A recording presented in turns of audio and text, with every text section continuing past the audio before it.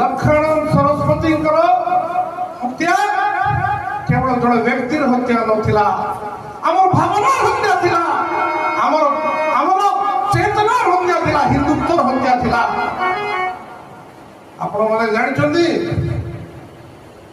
मु सेतबेले जेतबेले छोट थिली 18 वर्ष तले मु समाज संवाद टीवी देखी कर जहाँ जानी 20-25 जन आसिक आमर स्वामी जी को हत्या करथिले। आज सजा है केते जन को वर्तमान मते होय तो विचार दिन थाई पारे केस दुख सहित कहवा पड़छि आज मध्य लक्ष्मण सरस्वती हत्याकारी माने निश्चित भाव में बाहर अच्छा सीमान को कौन प्रकार दंड विधान ही नहीं।